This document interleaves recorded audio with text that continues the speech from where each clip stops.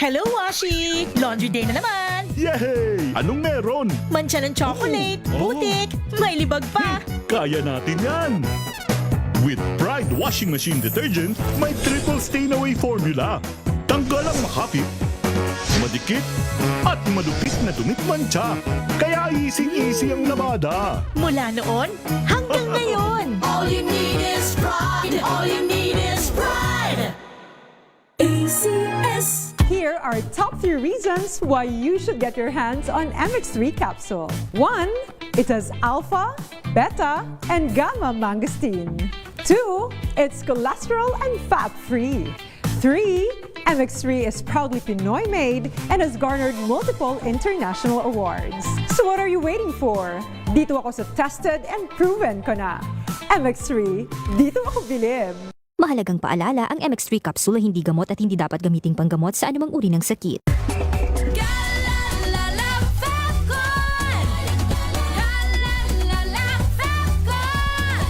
Ang bango ng sampayan, tara na magsayawan. Calafabcon, amoy nakaka-joyful.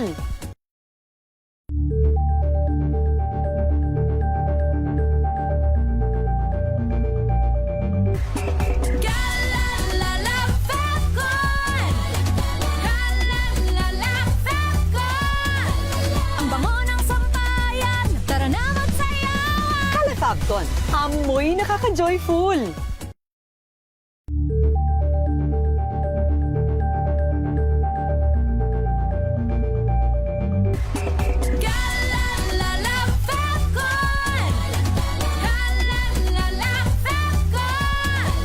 Ang bango ng sampayan, tara na magsayawan. Calafabcon, amoy nakaka-joyful.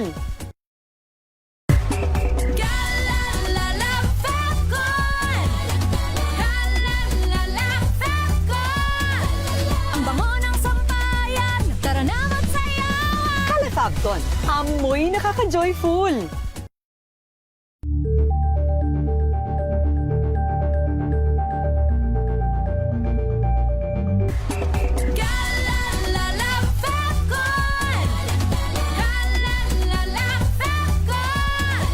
Ang bango ng sampayan, tara na magsayawan. Calafabcon, amoy nakaka-joyful.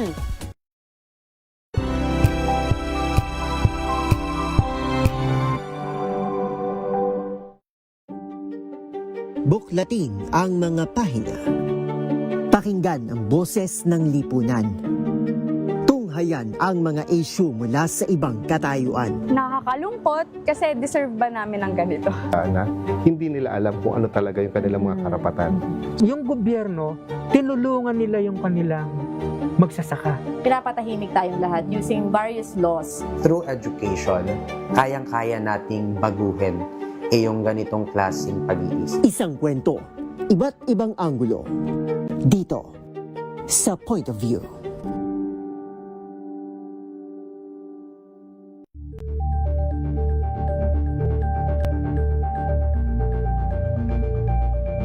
Tumunog na ang gandingan para sa kalikasan. Ang itinanghal bilang Best AM Radio Program Host ay si Cesar Chavez para sa special on Saturday ng DZRH.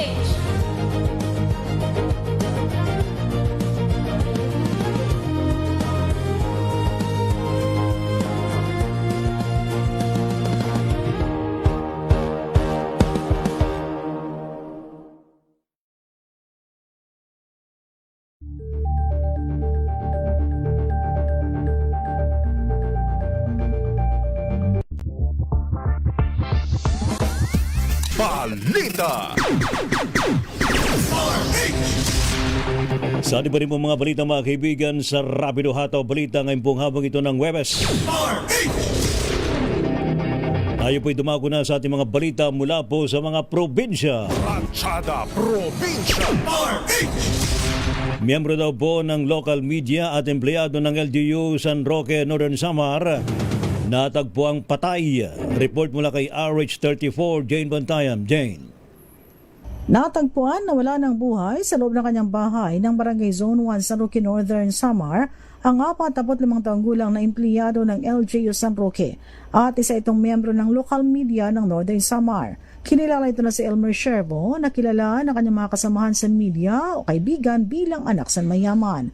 Ang insidente inireport sa polis ng co-worker nito mula LGU San Roque matapos na personal itong magtungo sa bahay ng biktima dahil sa napansin na ilang araw nang hindi pumapasok sa opisina at nalalapit ang gagawin nilang aktibidad. Napansin naman ito ang kakaibang amoy mula sa loob ng bahay. Nakita nito ang isang kamay na diskolorado na malapit sa pintuan ng bahay kung kaya't agad itong nagtungo at nag-report sa pulisya. Agad naman na rumisponde ang pulis doon sa lugar at nadatnan ang nasabing biktima na nakaupo sa sahig at wala ng buhay. Pinaghihinalaan naman na atake sa high blood ang ikinasawi na nasabing biktima. Samantala, nagpaabot naman ng pakikiramay ang mga kaibigan at kasamahan nito sa media. Nagpapatuloy pa ang pagsasagawa ng investigasyon ng mga pulis. Mula sa Aksyon Radyo Katarman, RH34 Jane Galit Pantayan ng DZRH. Una sa Pilipinas, una sa Pilipino. Isang supervisor ng kumpanya ang hinoldat naman sa Antipolo City. Alamin natin ang iba pang detalye, RH number 30, Eric Dastas. Kuyang Eric. Kuya Romel, pera na, naging bato pa. Yun yung naiisip ngayon ng dalawang sospeka. Naunsabi kasi ang pang-hold up ng riding in tandem ng biktima, ng unang biktima ng supervisor ng isang kumpanya sa tapat ng Baliwag Lityong Manok sa Barangay San Roque, Antipolo City, Rizal. Ayon sa ibinigay na pahayag ng 45 anyos na biktimang si alias Jeffrey sa IDMS o sa Investigation and Detective Management Section ng Antipolo. Bumibili siya ng pagkain sa naturang establishmento nang biglang dumating ang mga suspect na luna ng isang motorsiklo at agad siyang tinutukan ng isa sa suspect mula sa hindi pa mabatid na kalibre ng baril at sabay deklara ng hold up at mabilis na kinuha ang kanyang mga alahas, wedding ring, cellphone at remote ng susi ng kanyang motorsiklo.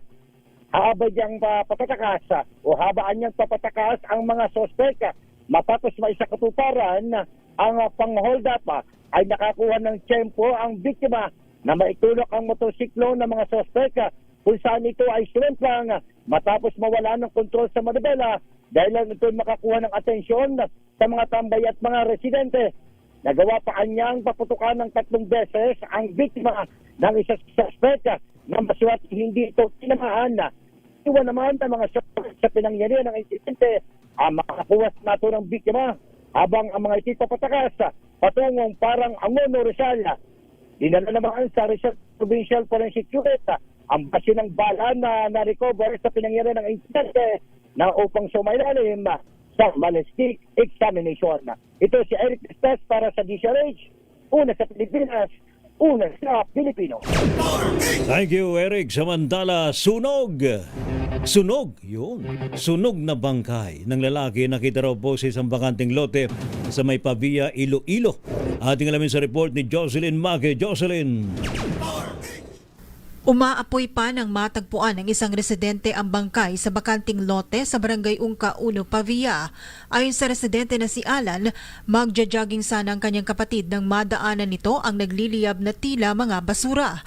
Sa takot na kumalat ang apoy at magkaroon ng grass fire, tinawag siya ng kapatid at pinagtulungan nila na apulahin ang apoy.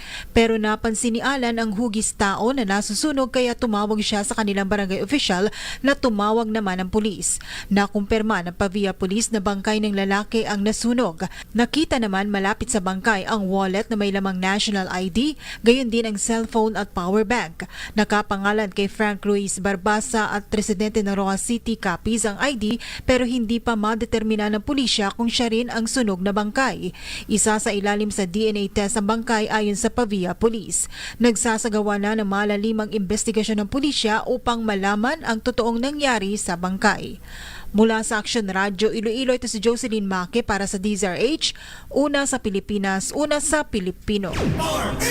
Maraming salamat, Jocelyn Maque. Samantala, ProBarb may bagong regional director. Sino ito? RH number 19, June Dimakutak. June.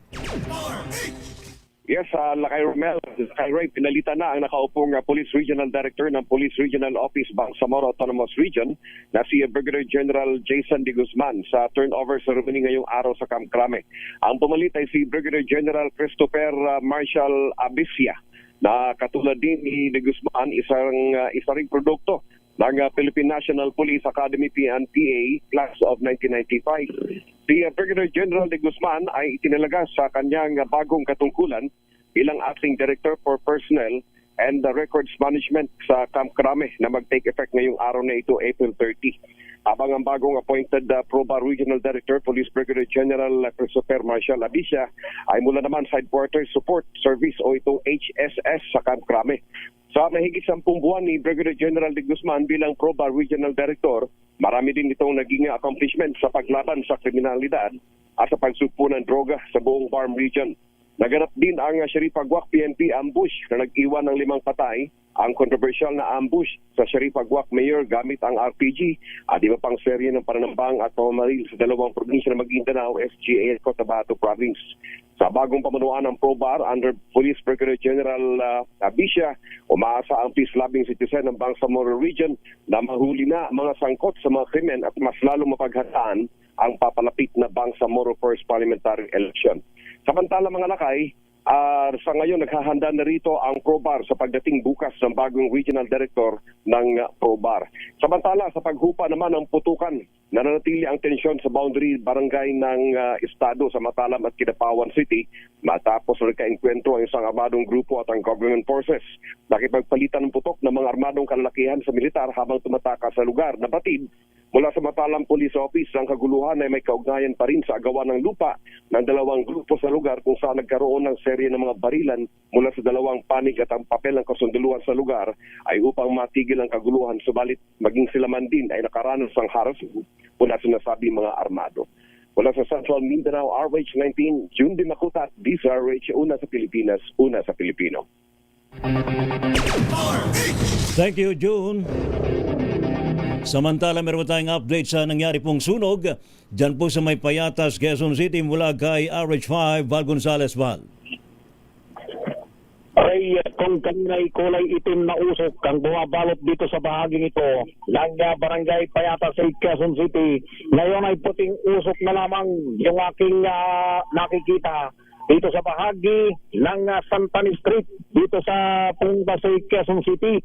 Dakong alas 2:30 ngayong hapon nang ideklara ng Bureau of Fire Protection na under control na nila itong sunog dito sa malaking residential area dito sa Santani Street, Payatas, Quezon City. Kanina kausap ko itong si Barangay Payatas Chairman Rascal Doctor at ang kanyang binabanggit ay nasa more or less 150 pamilya yung nakatira dito sa lugar na ito. Aniya, mga nasa 70 hanggang 80 mga kabahayan yung initially sa kanilang pagtaya ay natupok ng apoy dito sa malaking sunog na nagsimula kaninang dakong pasado na una ngayong hapon.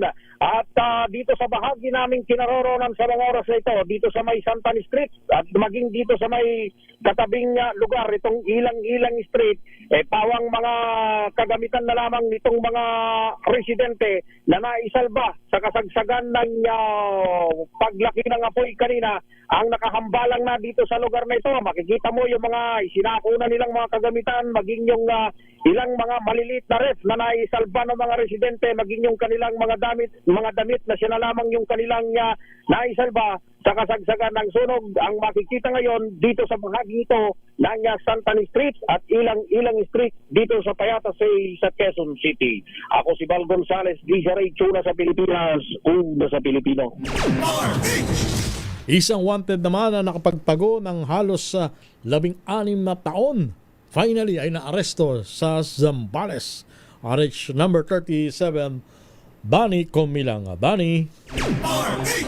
Naaresto na ang isang individual na 16 na taong nagtago sa batas makaraang ipatupad ang warrant of arrest laban sa kanya kaugnay ng paglabag sa Republic Act 7610 o Anti-Child Abuse Law. Ang naturang warrant ay inisyu ni Judge Chua na may piyansang 80,000 piso. Isinagawa ng San Felipe Municipal Police Station ang matagumpay na operasyon bilang bahagi ito ng pinaigting na kampanya laban sa mga wanted person. Sa kasalukuyan, nasa kustodiya na ng pulisya ang akusado para sa kaukulang proseso bago iharap sa korte. Danny Kumilang, RH37, DCRH, una sa Pilipinas, una sa Pilipino. Maraming salamat, Danny Kumilang. Samantala, mangisda na 5 araw nang nawawala, masagip sa bayan ng General Luna sa probinsya ng Quezon. RH number 33, Benji Antioquia. Benji. Halos 5 araw nang nawawala ang lalaking mangingisda makaraang mahulog sa bangka at malunod kung saan natagpuan na kahapon sa karagatan sakop ng Sitio Mangayaw, Barangay Bakong, ibabang Hinarluna, Quezon. Batay sa report ng MDRMO, ang biktima nakita ng isang nagangalang Jeremy habang palutang-lutang sa karagatan sakop ng Macalelon, Quezon. Agad na inreport ito sa MDRMO ng Hinarluna kasama ang rescuer team ng Philippine Coast Guard at nakuha sa bahagi ng karagatan, sakop naman ng Pitugo, Quezon. Agad naman inilibing ang biktima batay sa utos ng mga otoridad sanhi ng matagal nang nakababad sa tubig. Agad naman na tinulungan ng pamalaan ng Hinarluna, Quezon sa pamumuno ni Mayor Benson Sanggalang ang mga kaanak at pamilya ng nasabing mangingisda. Ito si Benji Antioquia nag-uulat para sa DCRH, una sa Pilipinas, una sa Pilipino. Grupo ng drug suspect at wanted persons arestado sa loob ng 24 oras na operasyon ng Police Regional Office number 11. Ibalita mo yan na June Soter ng Action Radio Davao. June. Nagtala ng panibagong serye ng malalaking operasyon ang Police Regional Office 11 sa pinaigting nitong kampanya kontra kriminalidad mula Abril 28 hanggang Abril 29, 2026. Sa report, naaresto ang 2 high-value individuals sa bypass operation ng Kalinan Police Station kung saan nasamsam ang mahigit 77 gramos ng hinihinalang shabu na nagkakalaga ng 527,000 kasama ang isang kalibre 45 na baril at mga bala. Sa kabuuhan, nagsagawa ang PRO-11 ng 12 anti-drug operations na nagresulta sa pagkakaresto ng 13 individual at pagkakasamsam ng mahigit 585,000 na laga ng iligal na droga. Sa kampanya laban sa loose firearms, 7 katao ang naresto at 8 baril ang nakumpiska habang siyam pa ang kusang isinuko. Samantala, 12 wanted persons ang nadakip sa hiwalay na operasyon. Naitala rin ang isang insidente ng sunog sa Tagum City na nagdulot ng 500,000 na pinsala, ngunit walang naiulat na nasaktan. Patuloy naman ang malawakang police presence sa rehiyon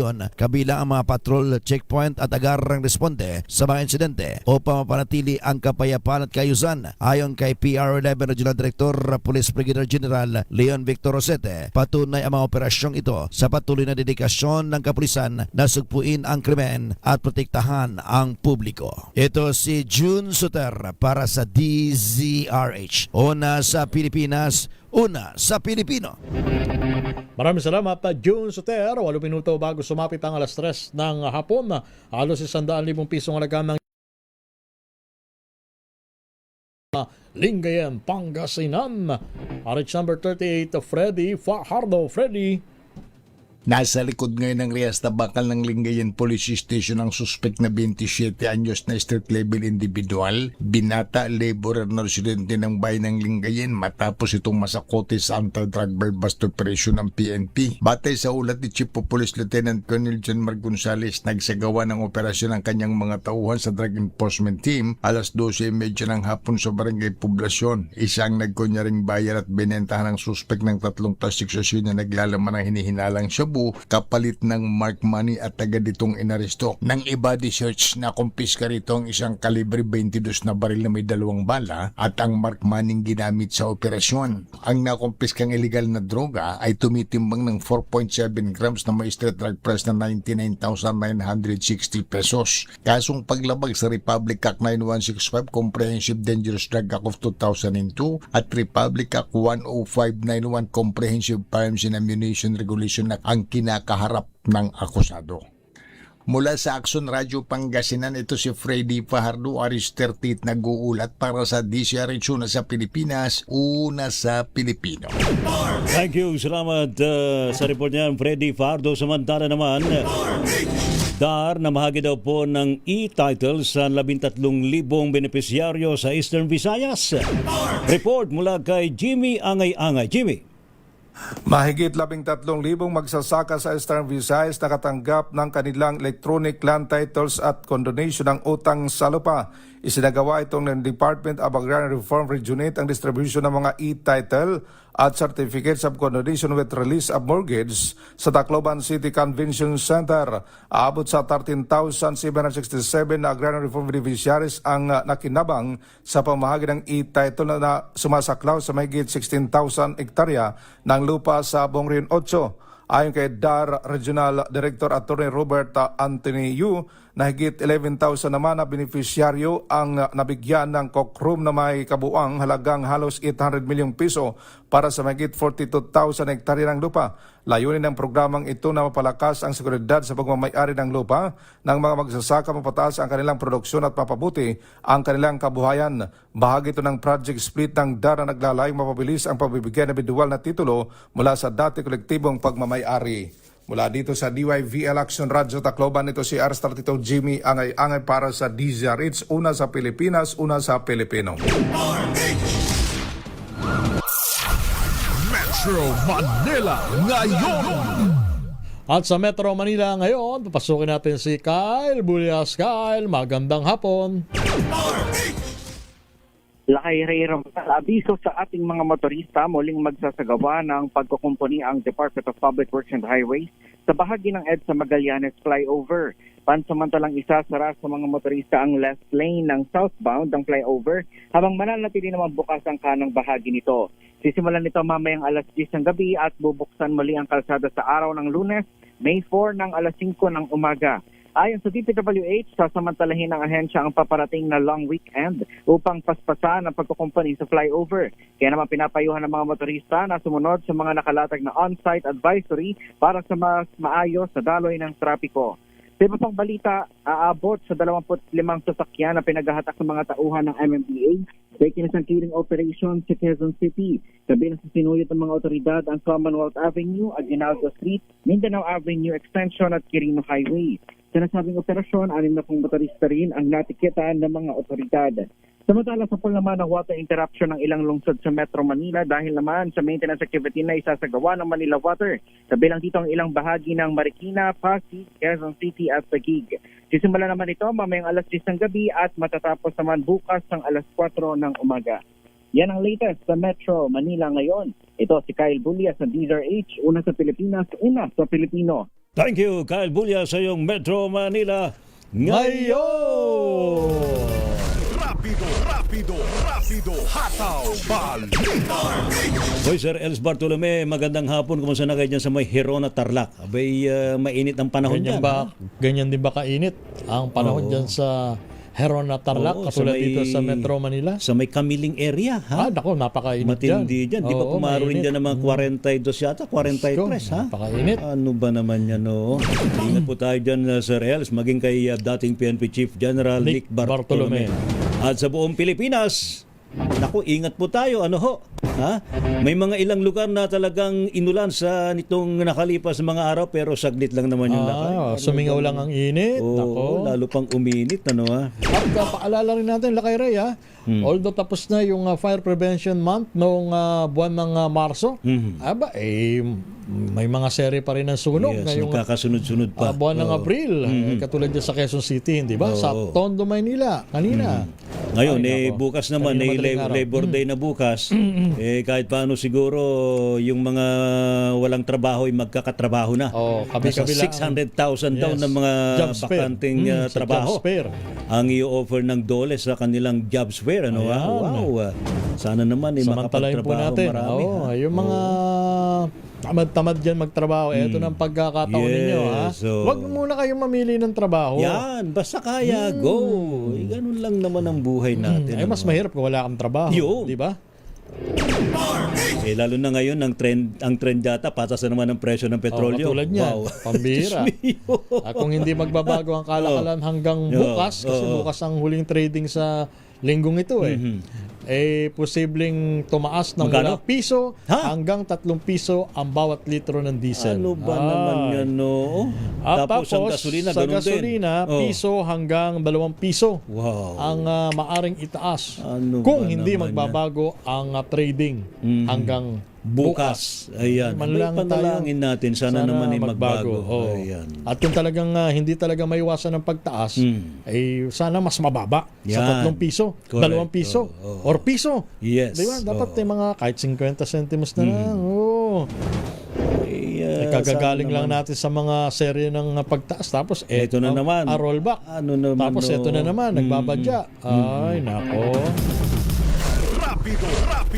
Rapido, hataw, balita. Salamat po sa matumutok po sa ating balitaan sa Rapido Hataw Balita ngayong buong habang ito ng Thank God It's Thursday. Maraming salamat, Miss Elaine Napit. Maraming salamat, Jeric, maging sa buong person ng DZRH News Team. Ano po mga lingkod, sina Ray Sibayan at Romel Fuertes. Para sa DZRH, una sa Pilipinas. Una sa Pilipino. Pilipinas ang oras, 3:00 ng hapon. RH